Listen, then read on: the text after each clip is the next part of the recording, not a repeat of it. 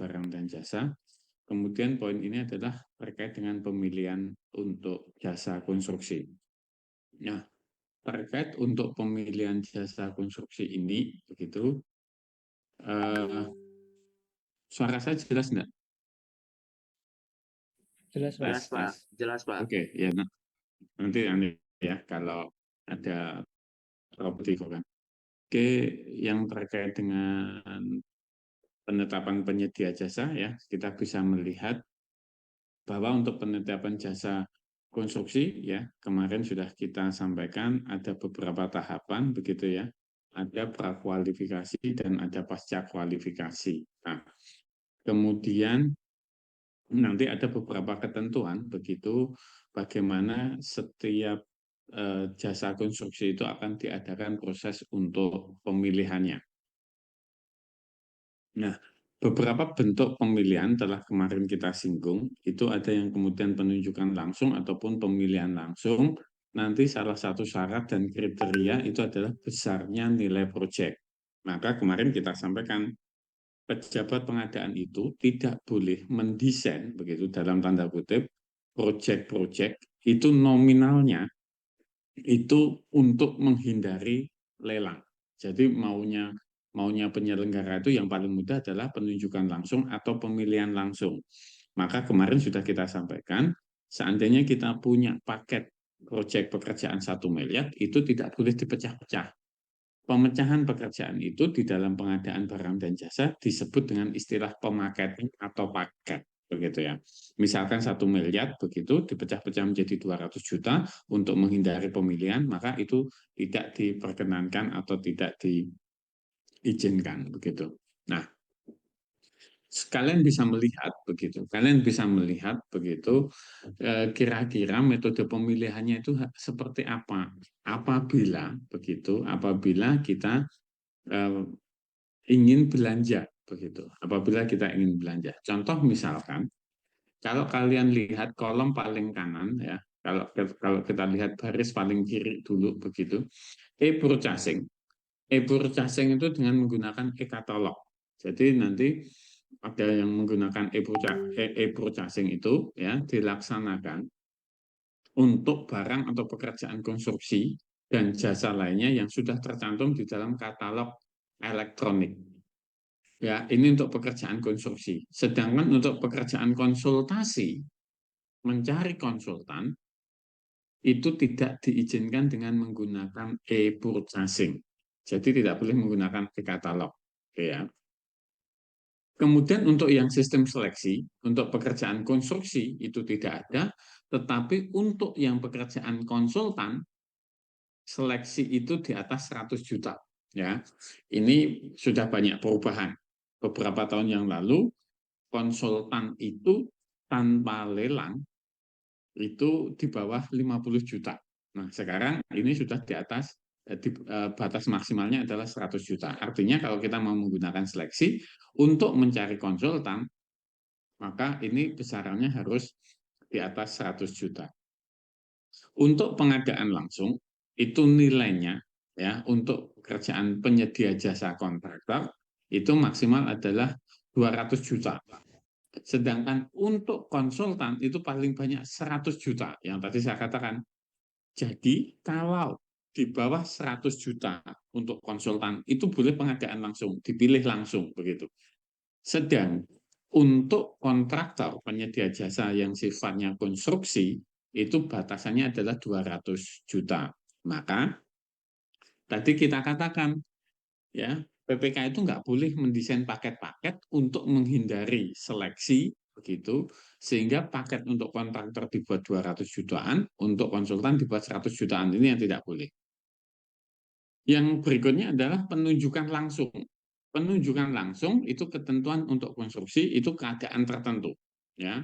Salah satu keadaan tertentunya ya konferensi internasional ya, misalkan ada penyelenggaraan G20 dan lain sebagainya, itu boleh penunjukan langsung.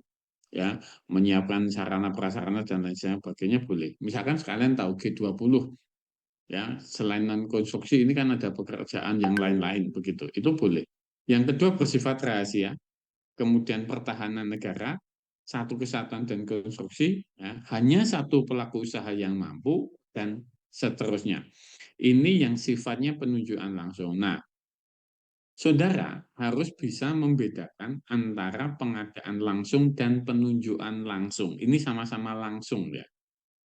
Kalau pengadaan langsung, kita boleh memilih secara langsung, tetapi harus disertai dengan 3 kompetitor. Sekurang-kurangnya itu ada 3 pembanding, gitu ya.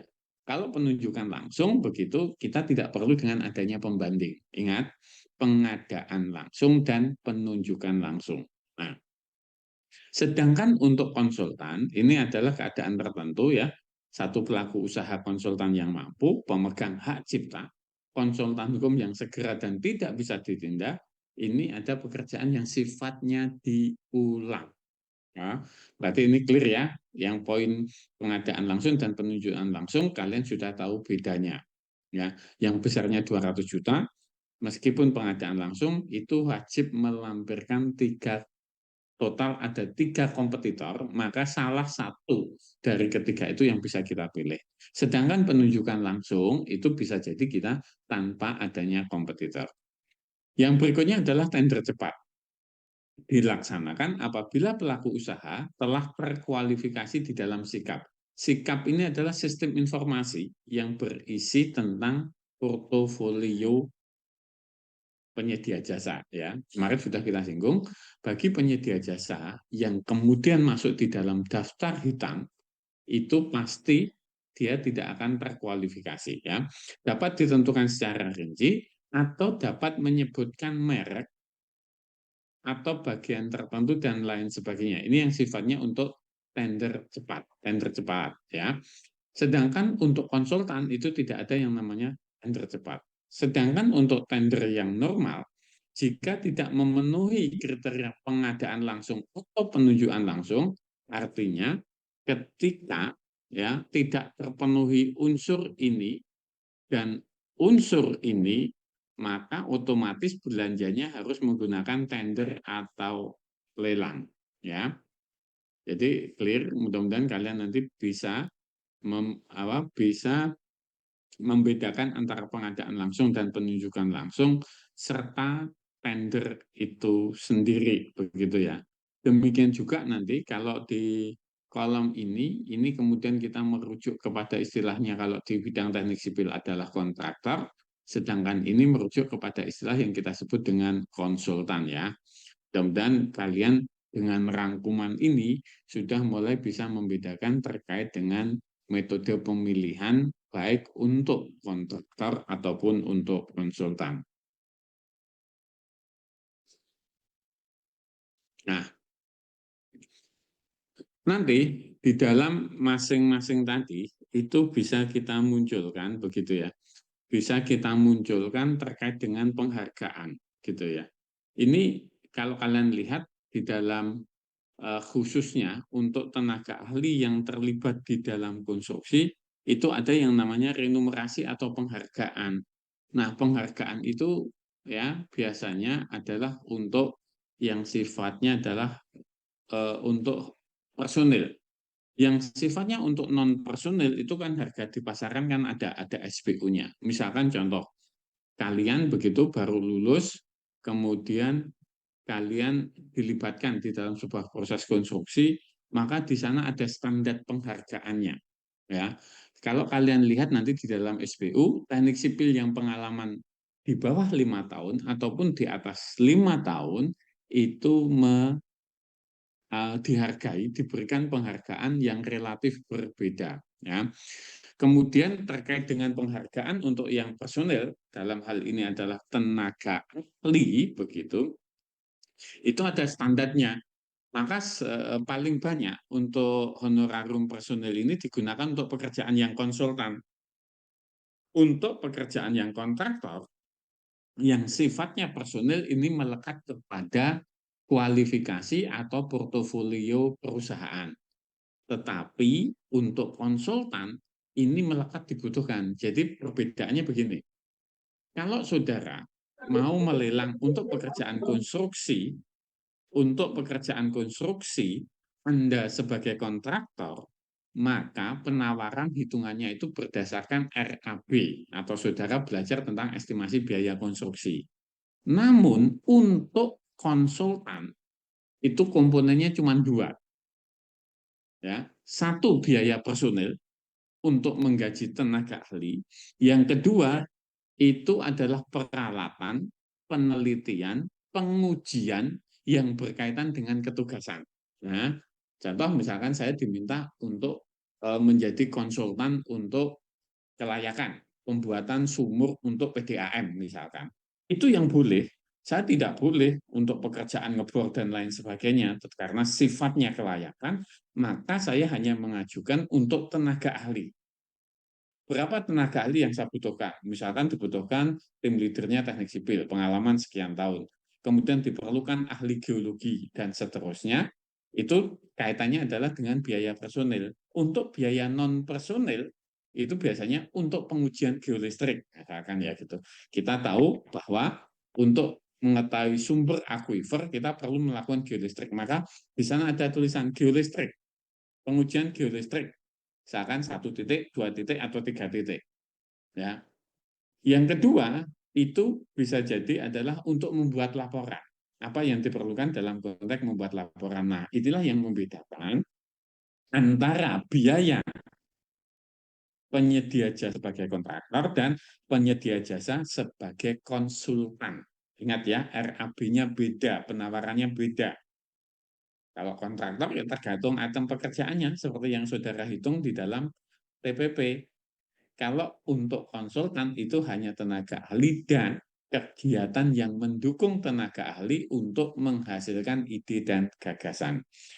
Maka standar remunerasinya telah dihitung sedemikian rupa dan merujuk pada Undang-Undang Jasa Konstruksi nomor 2. Silahkan kalian buka, di sanalah nanti ada ketentuan-ketentuan yang diperhitungkan di dalam standar gaji. Maka ketika kita menawar atau membuat penawaran untuk pekerjaan konsultan dan pekerjaan kontraktor, itu masing-masing punya standar. Maka kita katakan harga penawaran tadi, itu yang muncul adalah harga kewajaran. Tidak ada yang namanya harga benar ataupun harga salah. Namanya hanya kita sebut dengan harga kewajaran. Wajar, baik, dan lain sebagainya, itu bisa ditentukan sebagai pemenang. Demikian juga yang sebaliknya, tentu tidak bisa kita tetapkan sebagai pemenang. Nah, terkait dengan remunerasi tadi, itu juga ditetapkan adanya sanksi apabila